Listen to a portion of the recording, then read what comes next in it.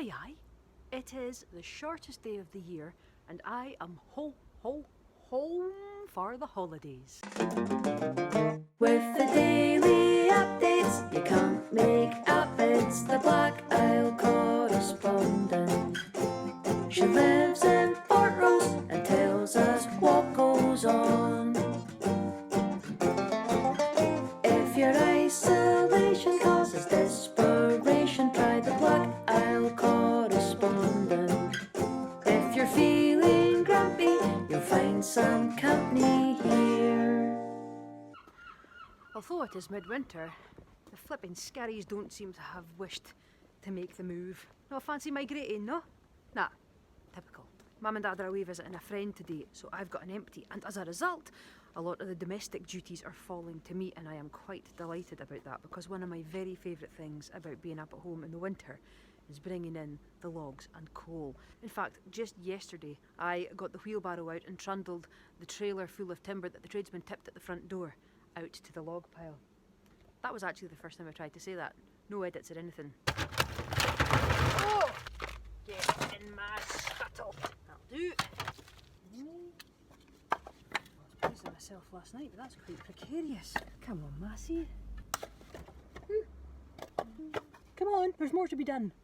That's us finished with the Good King Wenceslas bit. We've gathered our winter fuel, and now, time for a dog walk. Today, the Sunshine Pup is staying at home because she's had a wee operation. She had a lump on her back that has been removed last week by the lovely folk at Conan Vet. You know, last summer when I was cleaning out the bin, we found one of those plastic cones of shame that they used to put on dogs to stop them getting its stitches. It appears now that they've sort of graduated from the cone of shame to the recovery onesie. Wait till I show you. Oh, Sunny, look at you. You're very cute. Oh yes, here's the other one. Come on, McPhail. Here, I can't hold the selfie stick if you're doing that. So she's fine? Yes.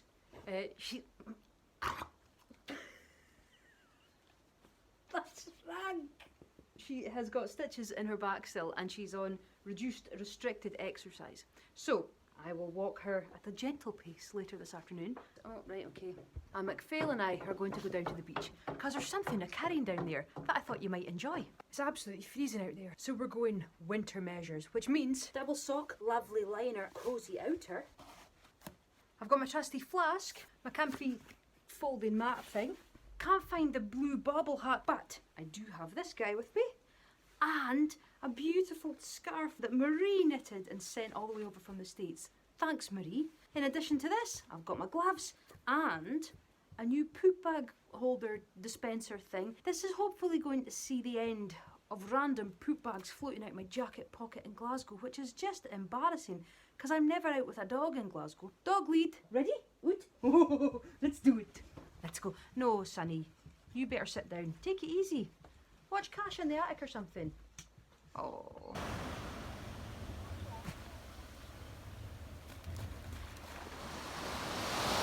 What an absolutely gorgeous midwinter's day. Conditions are nigh on perfect for our purposes here. I got an email last week from Anne Youngman, who lives along the front in Rosemarkie, telling me that they were planning Solstice Swim. I've come across a crowd of neoprene and dry-robed folk. And here's Anne. Put your Santa hat and everything. It's just for an extra layer, Anna.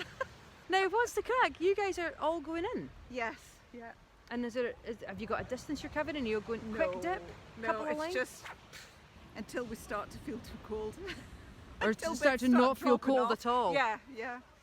Brilliant. But the plan originally was to do it at night time and have our tow floats, full of torches, so they were like glow floats, not tow floats. Love the idea of and that. I just thought it would be so magical.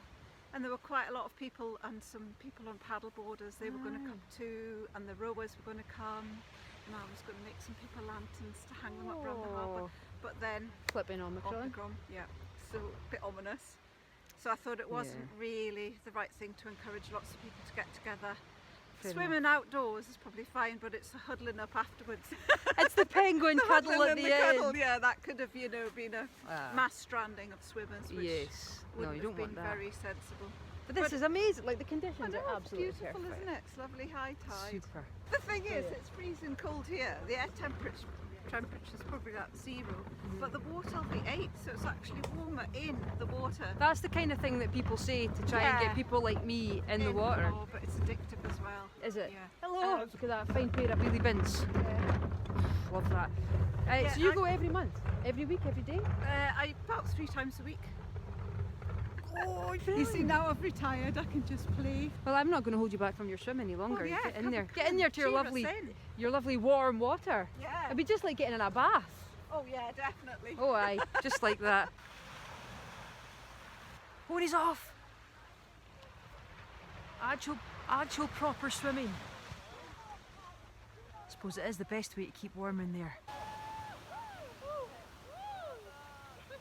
It does look absolutely brilliant out there.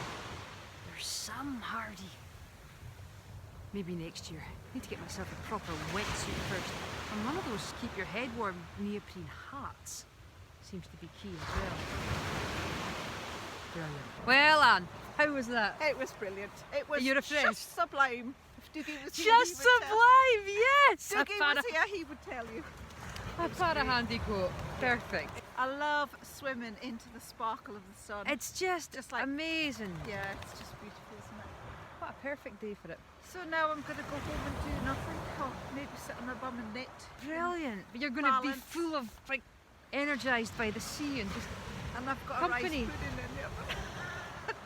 what a day! Yeah, just perfect. Couldn't get much better. Oh my God. Good to see you. And you. Bye. Thanks for the invite. Bye-bye. I think this is a really encouraging, really optimistic and positive thing, because it's just proof, isn't it, that no matter how our plans need to change, and it seems like they do keep needing to change, no matter what variants this flipping virus that we're still living with throws at us, we can adapt and we can make the most of things, and maybe we do things in smaller groups.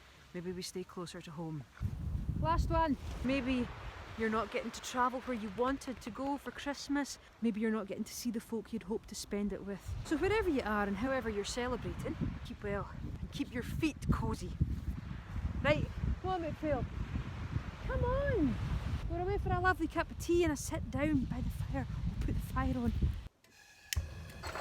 Catch yous later.